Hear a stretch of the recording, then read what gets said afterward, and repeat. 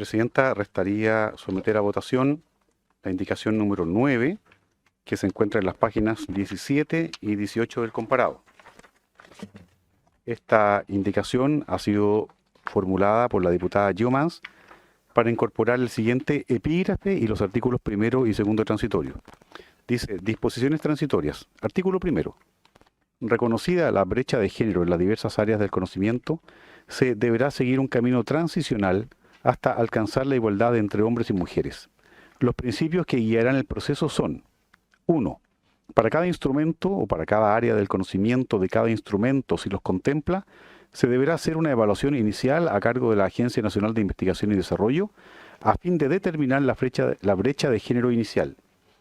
De este modo, se deberán tomar medidas tendientes a disminuir paulatinamente la baja presencia femenina en las diversas áreas del conocimiento. En el caso de instrumentos posteriores a la entrada en vigencia de esta ley, la brecha inicial se calculará a partir de la asignación de la primera versión del concurso. 2. Realizada la evaluación señalada en el numeral anterior, se deberá determinar un tiempo razonable para alcanzar la paridad en la asignación, así como sus tramos de corrección. Dicho plazo no podrá ser superior a 18 años. Artículo segundo. Mientras no se actualice la Política Nacional de Igualdad de Género y el Plan de Acción a que se refiere el artículo 21 bis de la Ley número 21.105, el Ministerio de Ciencia, Tecnología, Conocimiento e Innovación establecerá los instrumentos que permitan el seguimiento y control de las medidas tendientes a velar por la igualdad de género y propender al cierre de brechas de género en los diversos instrumentos y por áreas disciplinarias o de estudio. Ese es todo el texto. Muchas gracias, señor secretario. Ofrezco la palabra, diputado Kaiser. Solo punto en el lenguaje, señora presidenta. La paridad implica lógicamente una visión binaria de la sociedad. ¿Cuántos géneros hay? Una paridad entre 18 géneros es imposible. Entre 30 géneros aún más difícil. La pregunta es si esta norma va acoplada con la Política Nacional de Género. ¿De qué manera va a poder conversar con la misma? Siguiente punto es más bien de orden práctico, señora presidenta. Sabemos que existen diferencias en materia de interés entre, y vamos a hablarlo, a decirlo así para no ofender a nadie, varones y mujeres. ¿Cómo se logra una igualdad sin interferir con el interés particular de las personas y su libertad para tomar decisiones respecto de sus propias vidas y en qué campos van a actuar? Y si existe un interés distinto o un interés mayor, y no digo que exclusivo, sino que mayor, por parte de varones en materia de las ciencias más duras, ¿no significaría un castigo para los mismos el forzar una paridad, que no sabemos cómo se va a realizar, respecto de un número mucho menor de personas que se identifican con otro género? Es decir, estamos creando categorías, o aquí en este caso se crean categorías que independientemente del mérito, de la capacidad de una persona individual, van a determinar su futuro profesional, independiente de si usted es el mejor o la mejor, o el peor o la peor. Va a determinar su futuro profesional y va a ser el Estado el que va a decir usted sí y usted no, y eso en razón de categorías absolutamente arbitrarias, señora presidenta. Yo soy contrario a esta iniciativa. Muchísimas gracias, señora presidenta. Muchas gracias. Diputada Giomans. Sí.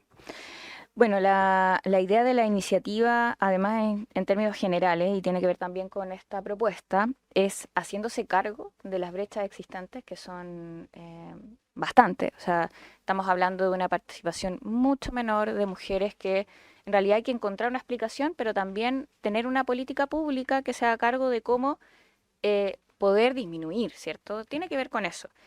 Para eso es que se hace esta bajada. Es decir, por ejemplo, ahí se establece que reconocida esta brecha, la idea es que se establezca un camino y la política pública se haga cargo de ello, un camino que permita disminuir esa desigualdad.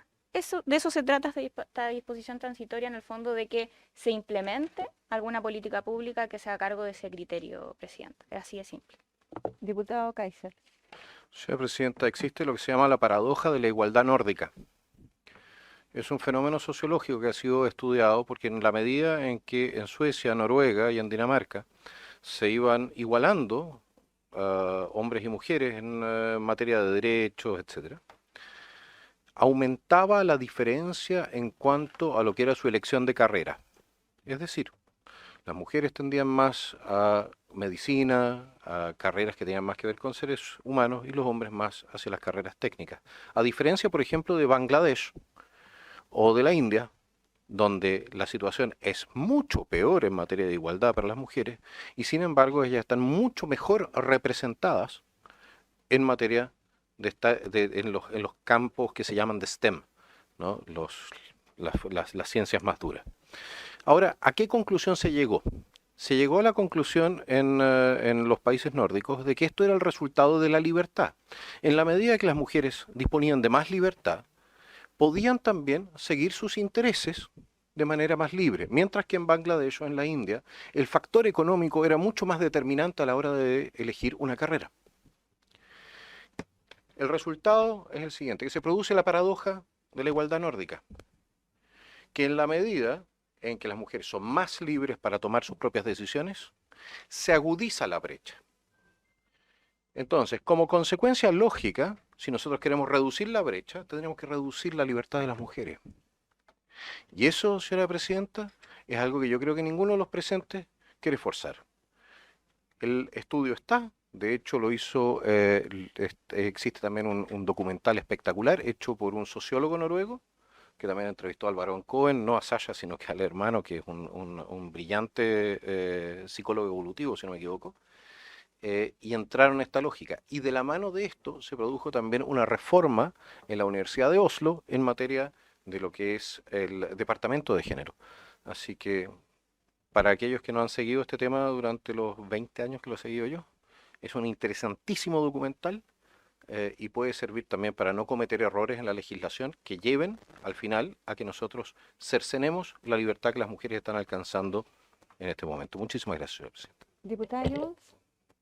Sí, bueno, a propósito de eso, la propuesta de la indicación no cercena ninguna libertad, al contrario, se hace cargo de poder implementar una política que incentive, de hecho, porque de lo que se trata es que para cada instrumento, área, estoy leyendo la propuesta, ¿cierto? O para cada área del conocimiento de cada instrumento, si los contempla, se deberá hacer una evaluación inicial y luego se va a tener que establecer en un tiempo razonable. Acá se dice, ¿cierto?, dentro del artículo que no podrá ser superior a 18 años. Estamos hablando de un proceso de transición en donde se implementa una política pública que se haga cargo de esa desigualdad. Es así de simple, Presidenta. No estamos hablando ni de cercenar libertades, sino más bien de promocionar. Muchas gracias, diputada Jomans. ¿Nadie más? Diputado Kaiser. A lo que voy es que es exactamente lo que se hizo en los países nórdicos. Y el resultado ha sido inverso. Entonces, la pregunta es, o sea, ha sido justo lo contrario. Por eso se llama la paradoja. Entonces la pregunta es si vamos a destinar recursos a algo que ya se probó en otra parte y que no funcionó. Muchísimas gracias, señora presidenta. Muchas gracias, diputado Kaiser. Ok, pasamos entonces a la votación. Se somete a votación la indicación número 9, disposiciones transitorias, con los artículos primero y segundo que comprende. Diputada Marta Bravo. En contra. Diputado Johannes Kaiser. ¿En contra, señor secretario? Diputada Paula Labra. En contra. Diputado Tomás Lago Marcino. A favor. Diputado Daniel Lilayú. En contra. Diputado Rubén Oyarzo. En contra. Diputada Daniela Serrano. A favor, secretario. Diputada Gael Geomans. A favor.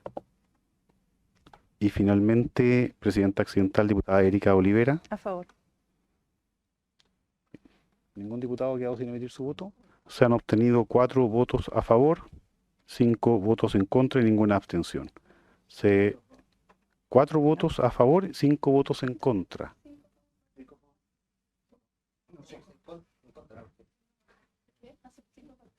5 en contra. Sí, por tanto se rechaza la indicación número 9, Presidenta.